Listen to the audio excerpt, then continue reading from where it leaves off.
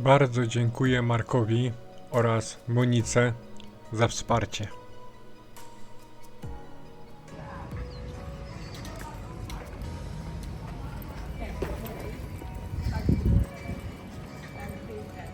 Mamy wtorek, 22 kwietnia, dzień po odejściu papieża Franciszka. A ja idę na pobieranie krwi i wizyty. Jeszcze nie wiem, czy z lekarzem, czy z pielęgniarką. Niebawem się dowiem.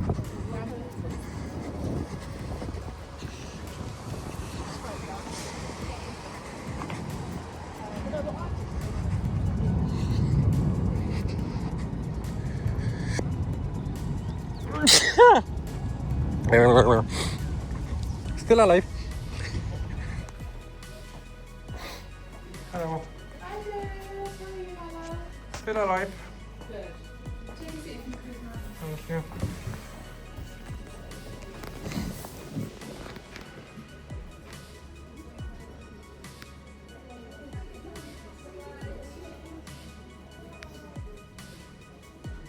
Będzie zaraz pobieranie krwi, kłucie.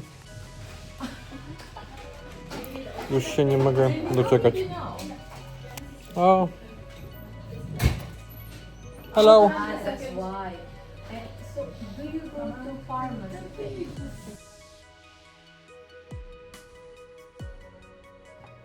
Jestem w domu. Kamigówkę obcinam. Coś widać. Powiem wam tak, żeby chorować na raka, to trzeba mieć dużo zdrowia. Byłem wczoraj, 22 kwietnia, u lekarza w szpitalu. Pobieranie krwi. Dzisiaj rano telefon, że ma się pilnie stawić z powrotem w szpitalu. Pojechałem i pani pielęgniarka mi powiedziała, że mój układ immunologiczny robi dokładnie to samo co jednorożec, czyli nie istnieje. Jest problem, mam zakaz wychodzenia z domu. Białe krwinki poszły popa. Dostałem zastrzyki do brzucha. Jeden mi już zaaplikowano.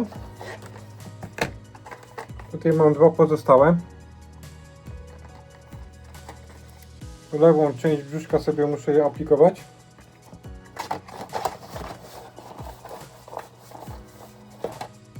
Ulotka.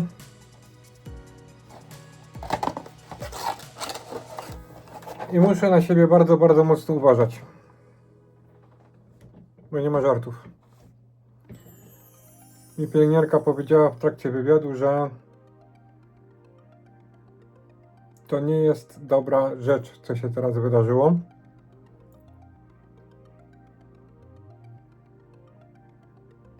No i będę na siebie uważał. O. Tak to zakończę. To zdanie. Prócz tego mówiłem wam, że opowiem wam o innych zaszczykach, które biorę do brzuszka. One się nazywają Mounjaro.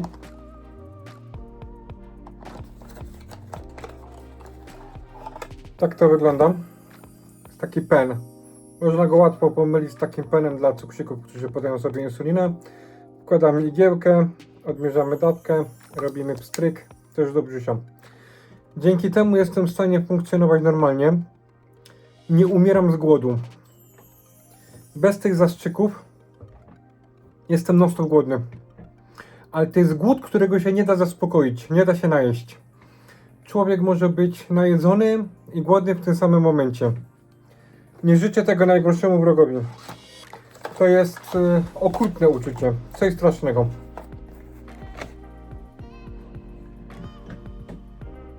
Trzeba biegać bez przerwy do ubikacji, no bo jak się non-stop je, to się non-stop biega do ubikacji. Mnóstwo pieniędzy się wydaje na jedzenie. Jest takie okrutne uczucie dyskomfortu. Rozpad człowieka dosłownie ogarnia. Dzięki tym zastrzykom mogę funkcjonować normalnie jak człowiek. Zjeść obiad i być najedzonym. Bez tego nie mam. Coś okrutnego. Przed tymi zastrzykami miałem inne. Tylko jak one się nazywały? To już było dawno temu. No nie umiem sobie przypomnieć nazwy. W każdym razie one były dużo lepsze od tych Manjaro. Ale jak Wielka Brytania wyszła z Unii Europejskiej, tak skończył się dostęp do półproduktów, z których się produkuje te zastrzyki. Musiałem się przesiąść na gorszej jakości leczenie z powodu Brexitu. Więc Brexit dotknął mnie bezpośrednio. Te zastrzyki też działają, są ok, ale poprzednie działały dłużej.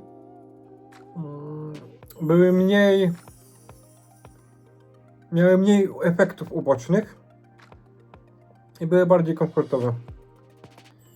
No ale nie ma ich, więc muszę korzystać z tego, co aktualnie jest. I cieszyć się z tego, co aktualnie mam. Pojutrze, to jest 25 kwietnia 2025, mam planowaną moją 4. chemioterapię. Za chwilę muszę dzwonić i zamawiać tak zwany hospital transport, żeby mnie tam ktoś zawiózł i żeby mnie stamtąd ktoś przywiózł. Bo jak już mówiłem wielokrotnie, nie jestem w stanie prowadzić samochodu po chemioterapii. Tak faktycznie nie jestem w stanie ostatnio 10 dni robić praktycznie cokolwiek. Ale jeszcze chciałem nawiązać do wizyty u lekarza. Miałem wywiad, tak zwaną obserwację.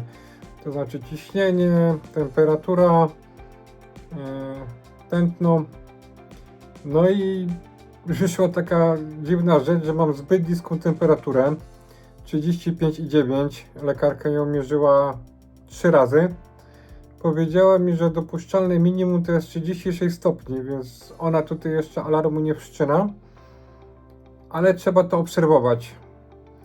No i byłem dzisiaj również w szpitalu. Było dokładnie to samo, zbadano mnie ciśnienie, temperatura 35,9. Nie mam pojęcia, co to oznacza. No ale mi się wydaje, że jeśli tam przekracza normę o 1/10 stopnia, to chyba nie ma powodów do paniki. Taką mam przynajmniej nadzieję.